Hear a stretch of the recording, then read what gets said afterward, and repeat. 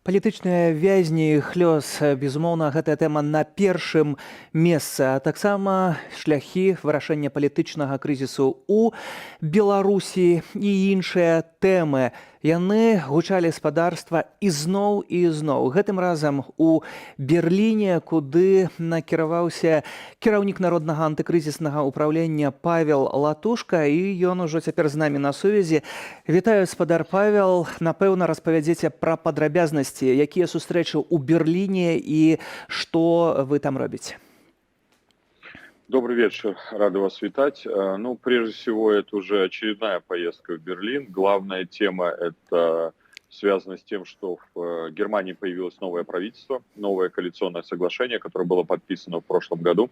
Новое правительство начинает работу. Для нас очень важно представить позицию демократических сил, Народного антикризисного управления. Мы находимся вместе с Владимиром Остапенко, с другими членами внешнеполитической команды Народного антикризисного управления, представить позицию о возможных дальнейших шагах и содействие со стороны как Европейского Союза, так и нового правительства Германии в разрешении ситуации, которая сложилась в нашей стране.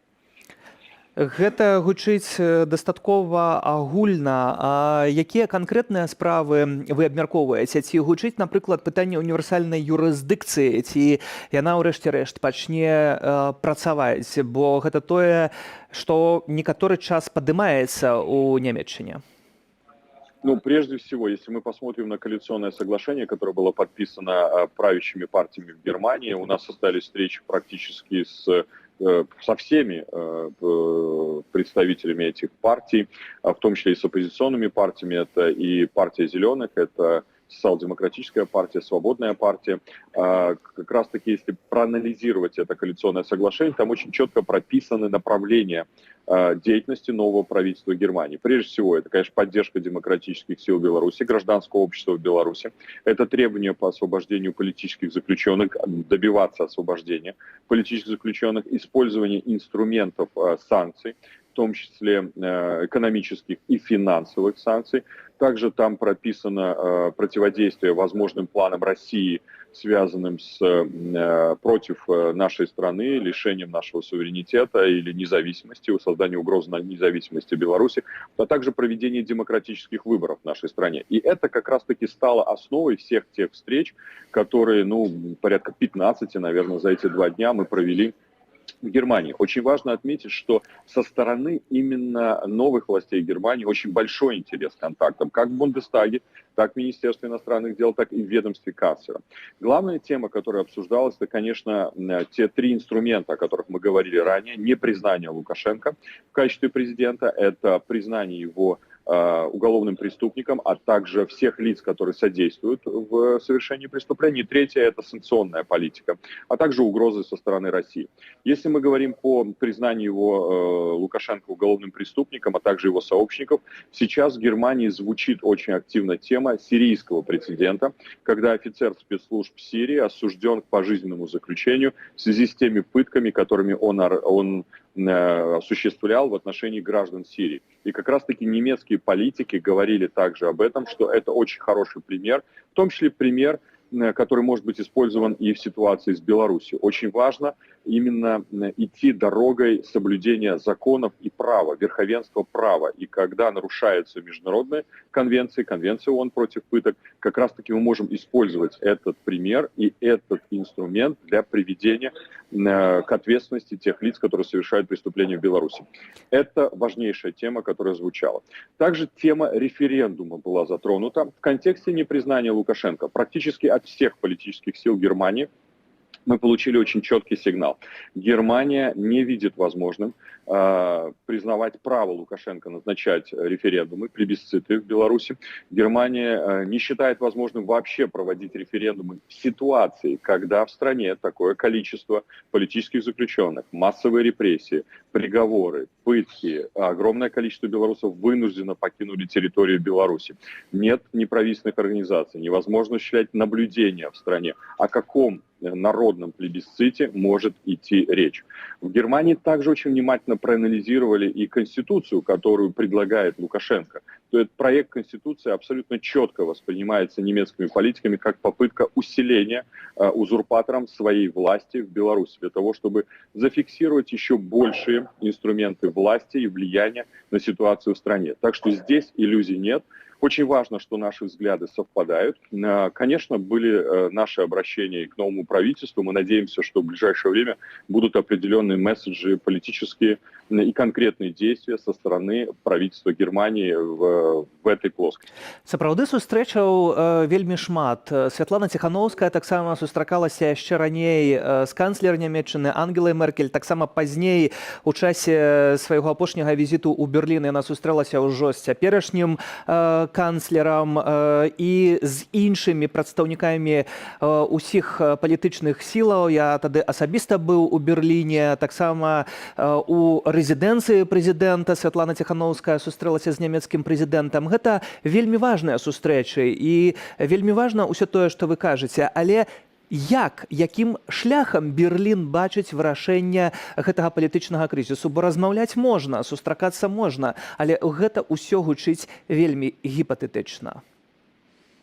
Ну, дякую за критику, якую вы кируете в наш адрес. Но все-таки я думаю, что этот вопрос нужно ставить не нам, а нужно ставить правительству Германии. Если правительство Германии берет обязательство в рамках коалиционного соглашения добиваться тех принципов, которых я вспомнил ранее, то как раз-таки наша задача содействовать им для того, чтобы они эти принципы, эти подходы могли также реализовывать через внешнеполитическое влияние на ситуацию в Беларуси.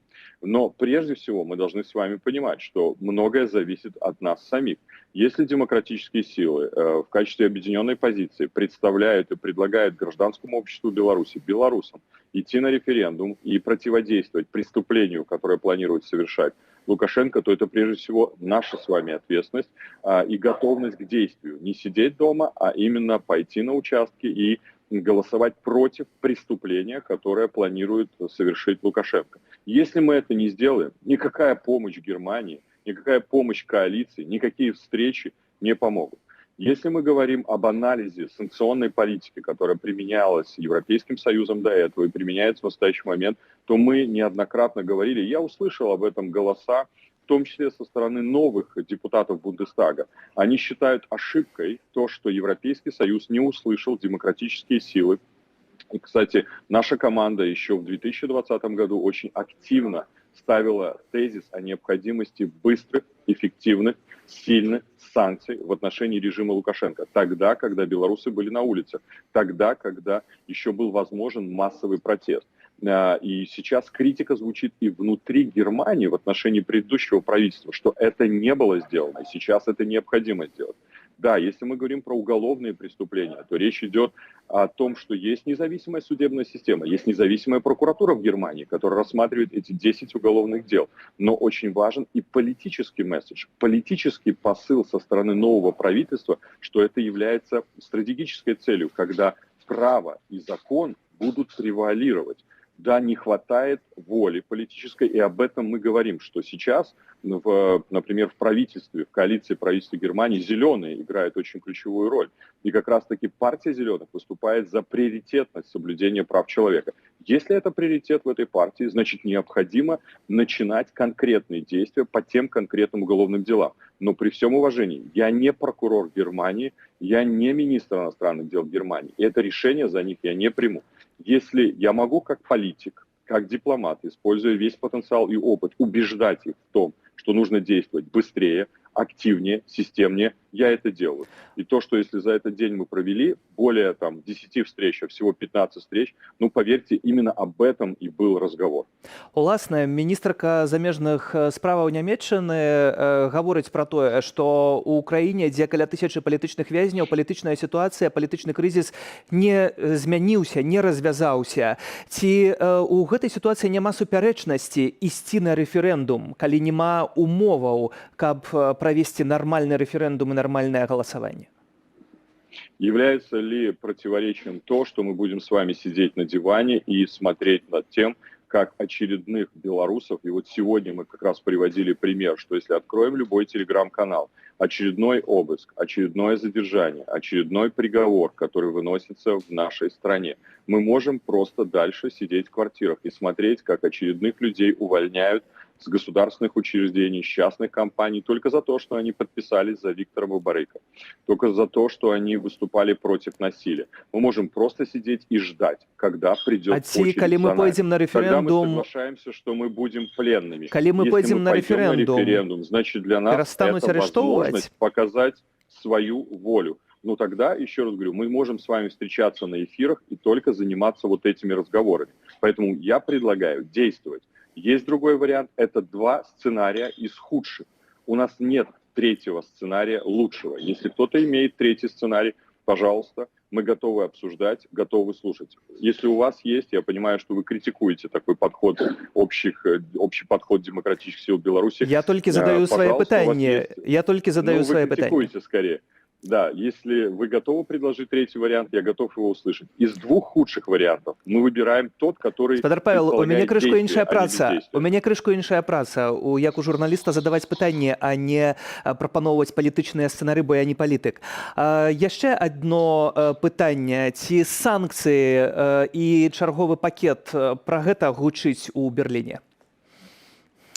Этот вопрос обсуждался, но пока у нас нет информации о том, что в настоящий момент начата какая-то разработка шестого пакета санкций. Действительно идет дискуссия на предмет необходимости анализа предыдущих пакетов санкций, на предмет тех изъятий, которые существуют, и об этом мы говорили с представителем немецкого правительства. И вот сейчас наша задача представить анализ этих изъятий из 5 пакетов, когда они не синхронизированы с другими партнерами, когда существуют лазейки для режима.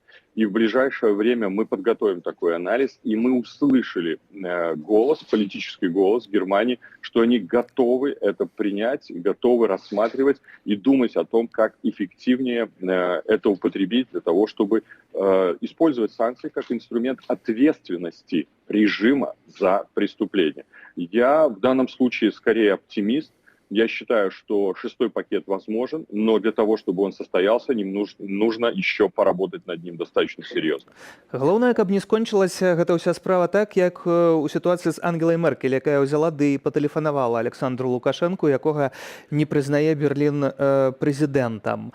Але яшчэ адно пытанне, якое вельмі важнае да вас як да дыпламата. Барыс Грызлоў прызначаны ўжо афіцыйна Владзімірам Пуціным расійскім амбасадарам у Беларусі. Што гэта можа азначаць?